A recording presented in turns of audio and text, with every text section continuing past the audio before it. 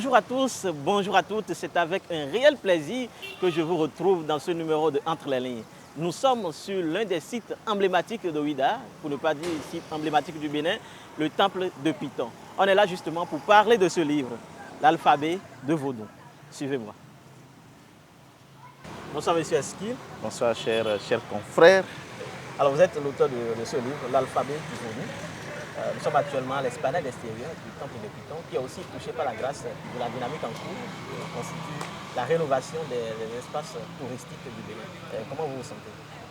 Mais je ne peux que me sentir fier, que dis-je, très fier de ces différentes réformes qui sont engagées pour davantage révéler le temple de Python. Vous voyez, nous sommes à quelques jours des Vodou Days et le temple de Python est en pleine rénovation, en plein chantier. Donc en tant que Béninois, en tant que digne fils d'Afrique, je ne peux qu'être fier. Alors, l'alphabet du Vodou, c'est une pièce théâtrale qui veut décoloniser les mentalités, mais aussi qui veut assainir, tant soit peu, le vocabulaire du Vodou. Est-ce que vous pouvez me dire davantage de quoi il est question? Oui, l'alphabet du Vodou, c'est notre premier livre qui est une pièce de théâtre que nous avons mis sur le marché il y a quelques jours, quelques semaines. Et notre objectif en écrivant cette pièce, tel que vous l'avez dit, c'est d'essayer d'assainir les mentalités. Vous savez que le Vodou, dans nos pays africains ou même ici au Bénin, partout dans le monde, quand on parle du Vodou, les gens pensent directement à la sorcellerie. Il y a des gens même sur des voix populaires qui disent qu'ils peuvent visiter tous les pays au monde, mais ils ne vont jamais visiter le Bénin parce qu'il y a le Vodou, il y a la sorcellerie. Mais c'est la preuve d'une ignorance qui ne dit pas son nom. Ceux-là, ils tiennent ces propos contre le Vodou parce qu'ils ne savent pas en réalité ce qu'est le Vodou. Ils se basent sur les propos mensongers, les discours mensongers qui ont été construits pour détruire le Vodou depuis le temps de la colonisation.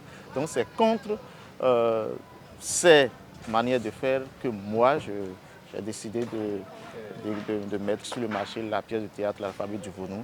Parce qu'entre-temps, moi-même j'étais dans cette ignorance, considérant le Vodou comme voilà, tout ce qui relève de l'obscurité, de la sorcellerie, de tout ce qui est diabolique. Justement, mais mes lectures aujourd'hui prouvent totalement le contraire. Parce que je voulais déjà poser la question, vous êtes communié?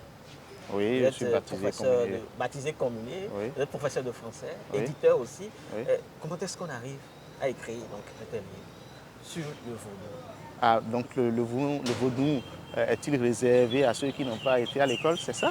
Non, pas du tout, mais vous êtes communié quand même. Mais vous nous donnez l'alphabet du Vodou. Je ne sais pas si aujourd'hui, si on me demandait si c'était aujourd'hui que j'allais faire le catéchisme, aller faire le baptême, prendre la communion, je ne sais pas si je le ferais. Parce que je pourrais dire, moi j'ai été baptisé catholique, j'ai pris ma première communion quand j'étais en 5e, 4e. Donc j'étais encore enfant, j'étais dans l'ignorance de tout ce qui concerne nos traditions africaines. Nous continuons donc à assimiler le Vodou au diable. Je me rappelle lors du cérémoniel ou du rituel de baptême, on me disait est-ce que vous renoncez au vol, est-ce que vous renoncez à ci, à ça. Et il y avait une phrase qui, moi, m'a marqué depuis ce moment. Est-ce que vous renoncez au Vodou? Et bêtement, naïvement, nous répondions voilà, nous renonçons au Vodou. Mais on répondait cela sans savoir ce qu'est en réalité le Vodou. Je vous ai dit tout à l'heure, j'étais en 4e. Ma maturité aujourd'hui, comparée à ce que j'avais comme maturité en 4e, ce n'est pas la même chose. Donc, moi, j'ai fait ma propre lecture de la chose. J'ai fait mes recherches, j'ai fait mes propres observations et je pense que j'étais dans le décor. On était dans le mensonge, on était dans tout ce qu'il fallait réunir pour envelopper le Vodou, nos traditions targatives démoniaques, alors que c'était une erreur. L'alphabet du Vodou, c'est le titre de cette pièce théâtrale. Oui. Et on voit que c'est aussi un hommage, on a dit un hommage à tous nos ancêtres africains et afro-descendants. Oui. Mieux, le livre a été signé par Dada Dagbo Kounam II, qui est un chef suprême et roi des mers et des océans. Dites-nous, donc c'est une partie prise bien affichée. Parti prise, dites-le tel que vous le souhaitez. Moi, je me suis mis dans une dynamique de valoriser ce qui me définit, de valoriser ce qui définit l'homme noir, l'homme africain, le béninois que je suis. Et je pense que cela, c'est le vaudou. Que ce soit une prise de position ou pas, je pense qu'il ne faut pas laisser sa maison balayée par une autre personne. C'est soi-même qui balaye sa maison. Et donc moi j'ai décidé de balayer ma propre maison, j'ai décidé de nettoyer l'entité vaudou de toutes les injures que les gens lancent contre elle. Le livre est effectivement préfacé par Dago Kounon, Kounan II, et c'est un grand honneur que Sa Majesté me fait. Et il faut dire à ce niveau que je n'étais pas en contact direct avec Dago Kounon, mais quand j'ai eu l'intuition, je me dis, mais j'ai écrit une pièce de théâtre qui parle du vaudou, mais il faudrait que quelqu'un de cet environnement, de ce monde, un sachant de ce sujet, puisse lire ce que j'ai écrit pour donner son avis. Alors donc je me suis rapproché d'une dada à moi, d'une sœur aînée à moi avec qui je travaille beaucoup, qui est un partenaire aux éditions Bénin Livre qui ont publié l'ouvrage. Je vais parler de Lily Rouin, directrice exécutive de Laboratoire Art Contemporain. Donc c'est elle qui a créé, je vais dire, la connexion entre Dago Kounon et la petite personne que je suis. Dago Kounon a pris la pièce, il a lu, l'a apprécié, a apporté ses observations et a accepté de faire la préface. Et aujourd'hui, nous avons dans l'ouvrage également sa signature. Ce qui me fait sorte une onction. Une onction, une bénédiction, un honneur. Ce n'est pas un panneau publicitaire si vous voulez. Parce que Dago Kounon, c'est une marque, c'est un label déposé dans le livre et ça me fait énormément honneur. Alors je m'intéresse donc aux gens. C'est une pièce de théâtre. L'objectif, vous l'avez dit, c'est donc de décoloniser la mentalité, c'est d'harceler le vocabulaire du vaudou, c'est d'essayer de faire une réappropriation de notre culture, notre identité. Oui. Alors moi je vois qu'un essai est plus s'adapter à une telle intention. Vous avez vos raisons. Et justement, tout au début, c'était l'essai. Quand j'ai commencé à rédiger cet ouvrage, c'était dans le genre essai.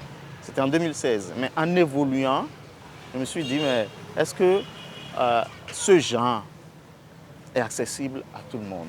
Vous voyez, avant moi, je ne suis pas le premier à écrire un livre sur le vaudou. Il y a beaucoup de personnes qui ont publié. Et la plupart, c'est des universitaires qui ont fait de grandes recherches et qui mettent ça dans un ouvrage qu'ils ont publié. Il y en a plein. Mais la plupart de ces ouvrages sont dans un langage universitaire. Et ça reste pour la plupart dans les murs de l'université, dans les murs des passionnés, dans les murs des chercheurs. Ça ne va pas automatiquement au niveau de la basse population. Alors que moi, ce que je souhaiterais, c'est que l'information sur la vérité sur le vaudou puisse aller au dernier citoyen du dernier village. Et pour moi, le genre approprié, c'est le théâtre. Parce que le théâtre, d'habitude, vous n'allez pas voir une pièce de théâtre à gros volume, c'est-à-dire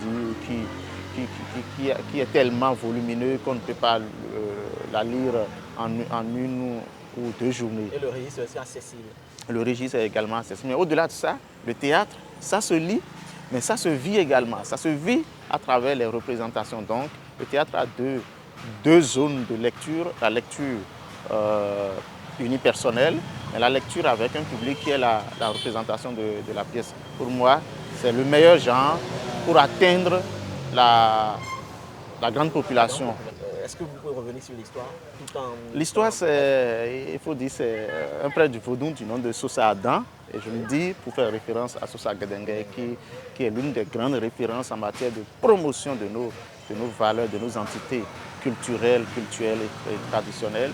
Donc ce prêtre du vaudou Sosa Adam s'est retrouvé face à un pasteur, le pasteur David Michel, devant un tribunal. Juste parce qu'il est allé réclamer à ce pasteur et à ses fidèles de faire moins de bruit lors de leur culte. Sa maison n'étant pas loin de leur église, alors il a fait cette démarche, cette doléance. Mais il s'est fait que 3 jours après l'expression, la manifestation de cette doléance de la part du prêtre du Vaudou, l'église a reçu la visite d'une colonie d'abeilles. Alors le lien est vite fait. Et c'est un prêtre du Vaudou. Et pour le quotidien, voilà, il y avait déjà les clichés qui étaient là, bien imprimés, bien collés dans les cerveaux. Donc le lien est vite fait. C'est le prêtre du Vaudou, c'est le sorcier qui a envoyé les abeilles parce que voilà, il a demandé qu'on fasse moins du bruit. Et puis nous, on ne veut pas. Ils se sont retrouvés devant le tribunal. Ils se sont retrouvés devant le tribunal et j'invite donc les amis de Entre les lignes à payer le livre pour connaître la suite. Parce que ce qui est intéressant, c'est que le prêtre phare, Sosa Adam, a fait un exposé qui nous a montré, qui a démontré en quoi le vaudou est important et qu'on doit vraiment se réapproprier, se revendiquer même que nous sommes des vaudouisants. On peut le dire ainsi. Oui. Des vaudouisants. Des vaudouisants et être fiers. Et fiers. Mais pourquoi avoir choisi un cadre aussi solennel? C'est le cadre, la Cour de justice, hein, le tribunal, c'est le cadre par excellence où on est condamné à dire la vérité, rien que la vérité. Et moi, je me suis donné le devoir de mettre sur la place publique, de révéler ou d'exposer quelques-unes de ces vérités sur le vaudou que certaines obédiences religieuses ou certains bords religieux pour quelque intérêt, je ne sais, ne veulent pas que les pauvres citoyens comme nous ayons une idée de ces vérités. D'accord. Alors, le livre, quels sont les projets autour de... Il faut dire que cette pièce de théâtre, L'alphabet du vaudou, c'est un livre en 3 tomes. C'est vrai que quand on prend ce qui est déjà sur le marché, nous n'avons pas mis tome 1, juste parce qu'on ne veut pas respecter ou bien on ne veut pas employer le mot tome. Il reste 2 autres qui viennent, sur lesquels on a l'alphabet du vaudou, suite 1, okay. L'alphabet du vaudou, suite 2. Vous comprenez, donc c'est en 3 volumes si on veut exprimer. Et dans ces volumes, l'histoire a continué. Le pasteur David Michel, qui par la suite, dans le courant du procès, est devenu pasteur Fadonbo d'Annecy, voilà, il a continué à exister, il est demeuré chrétien, mais chrétien. Le personnage a évolué dans les 2 autres tomes qui arrivent. Donc ça ne finit pas là. La preuve, dans l'ouvrage, on a dit que c'est un procès et quand un procès prend fin, on dit que c'est clôturé, c'est fini définitivement. Ici, on parle de suspension, ce qui veut dire que le procès va reprendre. Voilà. On espère vivement la suite, mais en attendant, je veux avoir l'alphabet du vaudou. Où est-ce que je peux l'avoir et à quel prix?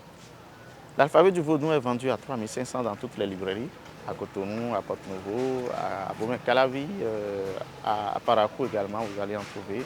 Pour toute personne qui désire l'avoir, qu'il tape Bénin Livre dans Google ou sur les réseaux sociaux, puis vous nous contactez pour l'avoir. Ok. Merci beaucoup, M. Esquil. Merci, c'est moi qui vous remercie. C'est un plaisir de vous avoir sur ce plateau. Est-ce que vous avez un mot de fin? Mon mot de fin, c'est que nous ne serons, je dirais tout simplement, nous ne serons jamais les autres. Nous serons toujours nous-mêmes. Donc il est impératif, il est urgent que nous nous retournions vers nos souches, nos cultures, nos racines, pour être définitivement connectés à qui nous sommes. Marchons vers une belle africanité pour une grande Afrique. Marchons vers une africanité pour une grande Afrique. Donc c'est sur ce mot que nous avons conclu ce numéro de Entre les lignes. D'ici là, portez-vous bien. Moi, je continue la visite du temple de Python.